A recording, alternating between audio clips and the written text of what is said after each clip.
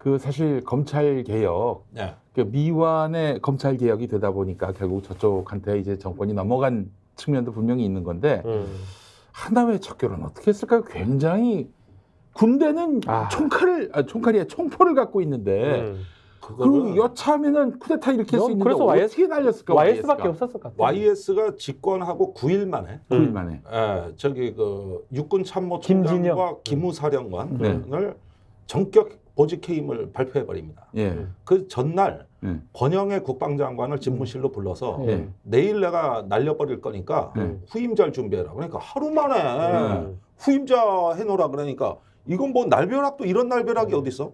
육군 총장하고 기무사령관이면 최고 중요한 자리인데. 다 하나회 출신들이고. 당연하죠. 그리고 다음날 청와대에서 발표해 버렸어요. 그것도 저 후임자까지. 퇴근 시간 이후에. 퇴근 그래서 시간 이후에. 김진영이 이렇게 꼬집었대. 꿈꾸는 줄 알았대요. 근데 이거 진짜냐고. 그 다음날 수석 보좌관회의에 김영삼 대통령이 나타나서 전부 이제 충격을 받은 이 집권 열흘 만에 아니야 이날. 그러니까 첫 얘기가 뭔지 아세요? 놀랐지? 니들 놀랐지? 그때 성전이라 그랬어. 그 이후로 이제 하나회 명단이 동빙고 그 군인 숙소에 그 괴문서가 뿌려졌는데 그걸 작성한 사람이 백승도 대령이에요. 그러니까 하나회 명단을 작성해서 살포하고 나중에 검거가 됩니다.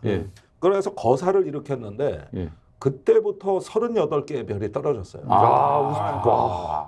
저기 정광석하지. 그렇게 안 하면 안 돼. 정광석화 같이. 그렇게 하면 안 돼. 무슨 저 세미나 열고 공청회 열고 입법하고 그건 안 돼. 여야소이라고 그거 온도 안 돼. 그리고요. 안 돼.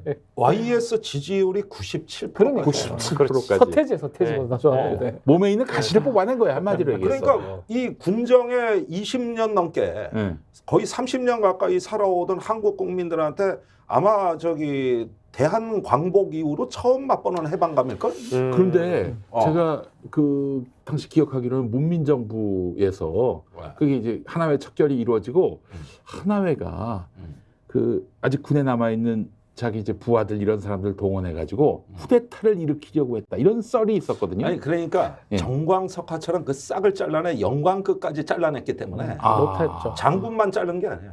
다 잘랐어요. 그 저 명단에 있는 사람들은 다 잘랐다고 진급을 봐야 못 되는데 시킨 게 못하게. 일부 인사가 그때 한미 연합사에 있던 장군들은 살았어. 미군 그늘에 가서 숨어 있어. 그런 사람들이 일부 있어요. 그러다가 이제 그 뒤에 저 하나회 아류 알자회 사건이 터져. 알자회. 요거는 저 육사 37기가 하나회 마지막 기수거든요. 38기부터가 알자회. 우리가 서로를 알자 이런 의미의 알자회. 하나의 후신들. 근데 이걸 또 군 정보기관에서 싸그리 잡아가지고 완전히 조져버려. 근데 그 알자회 출신이 박근혜 정부의 마지막 기무사령관 조현천이야. 조현천 그 도망간 개헌 문건 전성하라고 해요. 그 사람이 알자회 출신. 그러니까 이게 이 사조직 출신들을 기용하는 데 있어가지고 앞으로도 얼마나 신중해야 되는 걸 제가 말씀드리는 거예요. 매우 중요하죠. 굉장히 중요한 저는 그런 의미에서 이번에 서울에 보면 뭐 영화도 흥행을 했지만 검찰도 어쩌면 사조직이에요, 이거는. 그러니까 윤석열 비슷해요. 라인이라고 불리는 그 모든 검사들은 다 이거 시켜야 된다고 난 생각해. 그때 막 이제 김영 목사 질문은 그런 걸 거예요. 이걸 공청회 하고 뭐 입법회가 될 일이 아니고 그 윤석열 라인이라는 사람 특수부 검사들 다 그때 불러서 끝냈어야 된다. 그 계획이 완성해서 이 말을 하고 싶었던 거죠. 그렇지. 그게 이루어지지 않아서 우리 국민들이 지금 이 불행을 겪고 있는 게 아닌가 하는 아니 생각이 근데 들고. 그거를 사실 검찰 개혁이라는 거를 노무현 전 대통령도 하시려고 했었고 뭐 어쨌든 막 검사와의 대화도 막 하고 하시지 않았습니까? 근데 뭐 문재인 전 대통령 때도 검찰 개혁 안 되고 노무현 대통령 때도 해본다고 했는데 잘 안 되고. 이게 절차적 정의를 따르다가 이렇게 된 건데 YS한테 절차적 정의가 어디 있습니까? 놀랐지. 일단 일을 버려놓고. 내가 장군 언제 진급하라고 언제든지 할 수 있습니다. 권영애가 대통령, 국군 통수권 그래 참모총장 잘라라 그랬다는 거예요. 바꾸자 하면서 그랬다는 거잖아. 우리 헌법에 검사나 군인의 임명권자는 대통령이에요. 그렇죠. 그러니까 사실은 극단적으로 얘기하면 올해 장군이 50명 진급하는데 대통령이 책상 위에 앉아서 혼자 50명 이름 써도 돼. 됩니다. 임명권자예요. 근데 이제 그렇게 할 수가 없으니까 사정상 그 추천권이나 제청권을 총장과 장관한테 줘서 일정 군 인사법에 절차를 만들어낸 거지. 그렇지. 설령 50명 추천된 거를 다 날리고 대통령이 앉아서 50명 장군 이름 써도 돼. 그 혹시 근데 그거 그렇게 할 수가 없는 것이죠. 뭐 소령도 장군으로 할 수 있습니까? 아 근데 소령까지는 저기 예, 그거는 대통령 임명 장교가 아니에요. 소령은 적어도 대형급에서 그렇죠. 그 이상 가서 장군 이제 정도. 대부분 이제 저 진급자 발표가 있어서 이제 군에서 진급 발표를 하고 그 다음에 보직 인사가 있어요. 이거 대통령이 임명하는 겁니다. 고위장성 되겠습니다. 우리 김종대 손님께서 생각하시는 이번 총선의 시대 정신은 뭡니까? 그 이런 고차원적이고 어려운 질문하는 프로인지는 알죠. 아니 그래도 지금 고차원적인 얘기를 다 해주셨는데 뭐. 아니 그런데 저기 제가 이제 항상 뭐 지리멸렬한 야당들 보고 이럴 때마다 항상 집에 갈 때 한 잔 술 먹고 집에 갈 때마다 정말 그리워지는 거는 그 광장의 순수한 정신, 그 저기 넘치는 열정. 난 그게 너무 그리워. 열정. 그게 이제 탄핵연대의 힘이거든요. 그래서 지금은 특검연대의 시간입니다.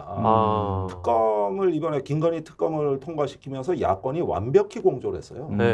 그래서 이번 총선은 민주당이 치르는 것도 아니고 정의당이 치르는 것도 아니고 이 특검을 바라는 특검연대가 분명히 존재한다. 이게 박근혜 탄핵연대의 시즌2다. 무슨 얘기냐면 다수파 연합이 생긴 거예요. 이런 연합을 잘 유지하면 앞으로 보수가 10년 집권 못합니다. 근데 그게 다 깨지면서 정권을 내준 거 아닙니까? 그래서 이번에 총선은 통합이다. 통합이고 그게 이제 나타나는 전략 지점은 특검연대다. 특검연대. 이게 이제 탄핵연대 시즌2다. 그래서 다수파 연합을 해야지. 지금까지 민주당이 단독 집권을 한 사례가 없어요. 그렇죠. 한 번도 없습니다. 항상 연합 아니면은 연대, 탄핵에서 연대, 또는 어떤 DJP 연합, 정봉준 노무현 연합 이런 식이었어요. 그러니까 이제는 민주당이 크게 품을 수 있는 이제 리더십으로 거듭나고 그러는 가운데 이런 대의에는 야당들이 다 같이 개혁 민주 세력들이 협력할 수 있는 이 큰 플랫폼을 갖고 우리가 차기 대선도 바라보는 거지. 그러지 않고 그저 그냥 저기 뭐냐 텔레비만 틀면은 오늘 비명이었다고 친명이었댔고 개딸이었댔고 수박이었댔고 정의당이었댔고 뭐가 이런 얘기 듣다 보면은 이 상태를 우리가 초월하지 못하면은 이기지 못합니다. 이게 엄연한 진실이고 지금이 그 시간이다. 특검으로 이 다수파 연합이 만들어지는. 그래가지고 181표를 얻었잖아요. 그래서 이게 그 다음 효과는 연대의 효과로 그치지 않고 탄핵으로. 국민의 힘을 박살낸다고.